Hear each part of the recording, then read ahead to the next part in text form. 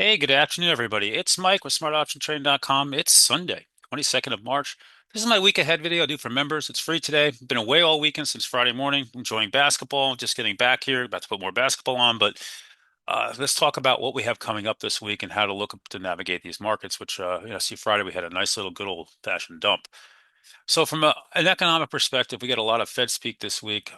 We have PMI composite flash at 9:45 on Tuesday. On Friday, we have Michigan consumer sentiment and inflation expectations. But, nothing really here big to move the needle. Earnings week, it is mostly dead. ONDS, PDD, and Chewy among the three names that have any interest to me. They report on Wednesday morning.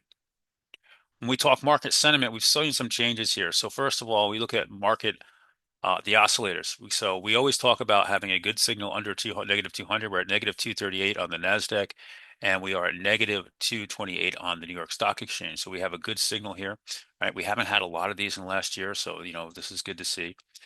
Um, Advanced decline lines continue to all roll down, right? Looking sickly.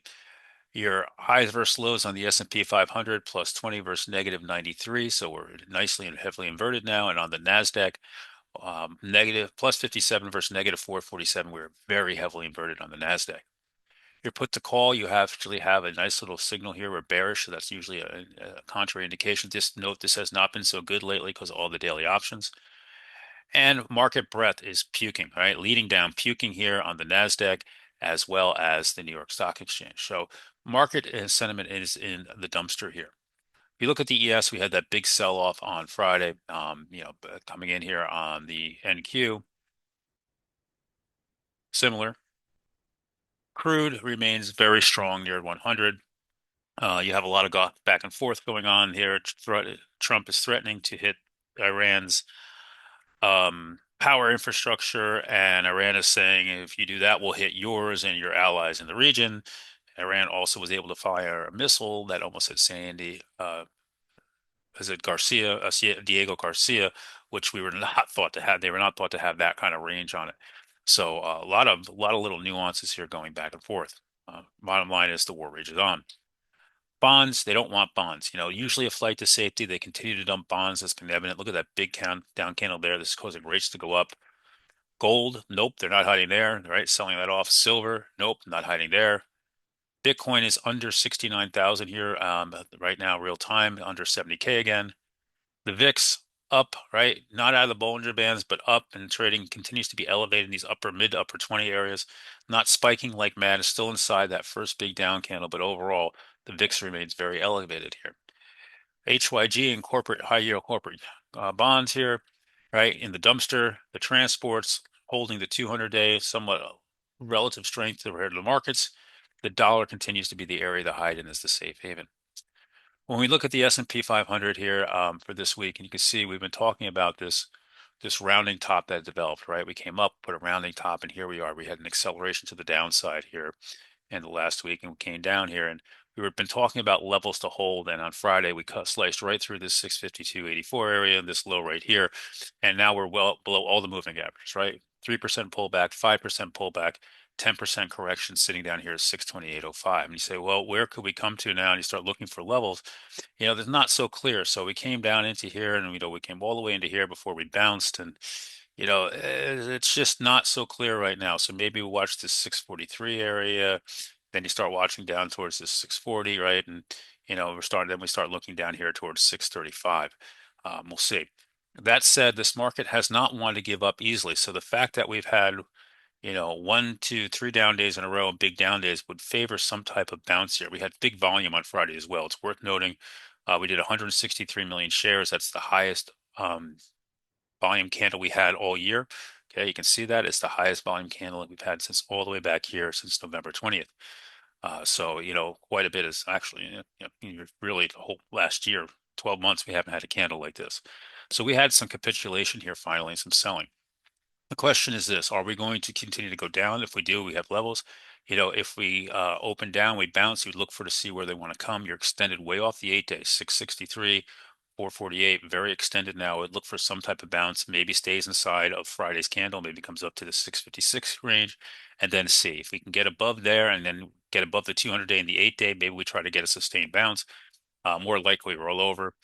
If the Iran war ends and there's some type of both sides agreeing, and again, I'm not being political, but if Trump just says it's we won, we're done, it's not over unless Iran absolutely agrees to it. So keep that in mind. It'll still get a little bounce, but it might give it back real quickly.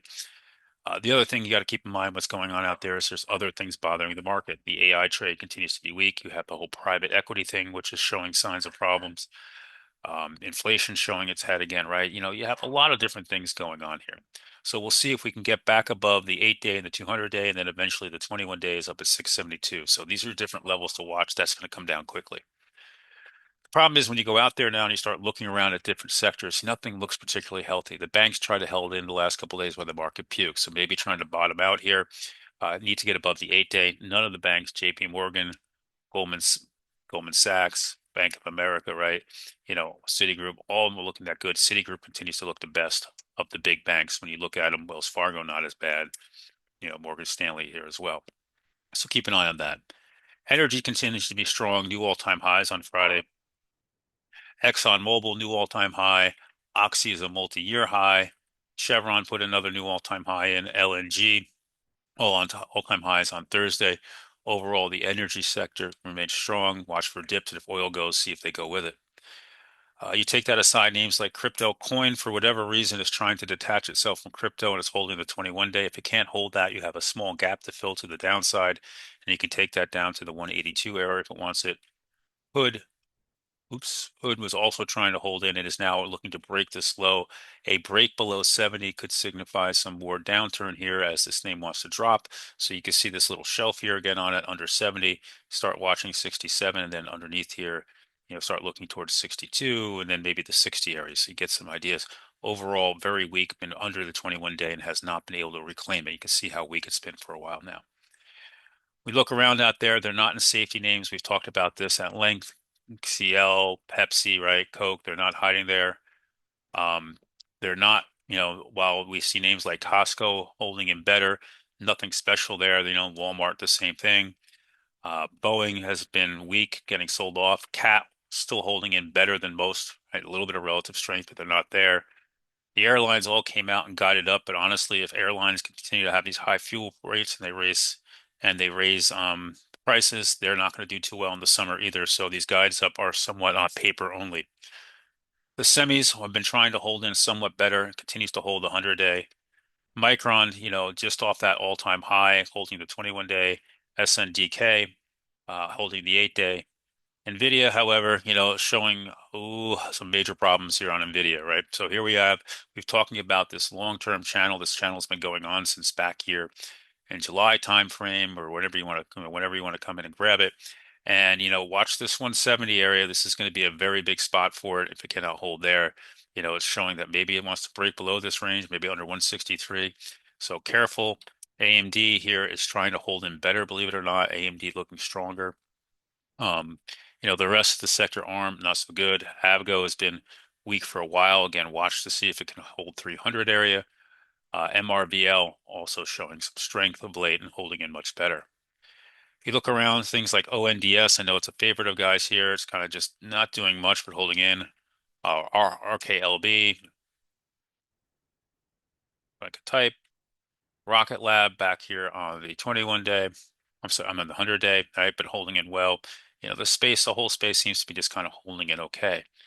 Look at software, Oracle to me, they're going to tell you when they want it. Is it trying to bottom out here? It might be. The market's dropping and it's not. So, we'll keep an eye on that. Maybe under accumulation down here, that 142 area, 140 area might be a great place to try to buy it. Really needs to break the 50-day to get going. Adobe still looks like a hot mess and hot death. Palantir, another one trying to hold here, going sideways. Salesforce trying to hold in here, needs to hold that 190. We're seeing some, some relative strength in software here. An easy way to play that is IGV, by the way, if you don't want to play names. Just keep that in mind. Then we go around to big cap tech. Microsoft, here it is back into this 380 area. This is a huge spot. If it can't hold this, we could be looking at, another drop here, and you have this open gap here at 373. So keep that in mind. Amazon, they didn't like earnings. They dumped it ahead and they dumped it on earnings and, couldn't hold this uptrend. And here it is. And, does it hold this 195? What's it want to do? Overall, it's holding in somewhat better than the markets here. Meta right back down, breached 600, couldn't hold it, took it out. Now you have this 580 area becomes big, big, big support on it. It really needs to hold that. Otherwise, you have a gap here at 571. So these are areas to start putting on there to keep watching, right? To the upside, all these names have to reclaim something, like the 8 day, the 21 day, right? They have lots of damage to undo. Apple was holding the 200 day, can try to stay long versus that. Google continues to hold them better. It's still in this upper range. It still has this head and shoulders pattern, but it hasn't triggered as long as it continues to hold this 694 area. We need to talk about Tesla. Big, ugly 2 day down move here. You have a real void until you get down here into this 658 area, maybe even all the way down a little bit lower into the 345. So keep that in mind. And I'm not saying anything's going to straight down, but Tesla, has been weak all year. Can't break it to hold the 21 day, right? It's been this constant downhill. We've talked about it. I will say we saw a little bit of relative strength here in Netflix the last couple of days, still holding that gap. But if it gets weak, you have this big gap here and it's kissing it, right? So you got to keep in mind you have that big gap sitting there, and that could be a cute little short, nice little short if it gets into that 90.44. So that said, my plan this week is nice and easy. For my room guys, my jury duty I've been dismissed for Tuesday, but now I have to call again on Wednesday. So I'm going to try to call them on Monday and say I just can't do this. We'll see where it goes. And in the meantime, let's take this day by day. I'm favoring a small bounce here, maybe on Monday or so, and then we'll go from there. I'm hoping for a red opening. We'll look for a red to green trades. Catch you guys live starting at 9.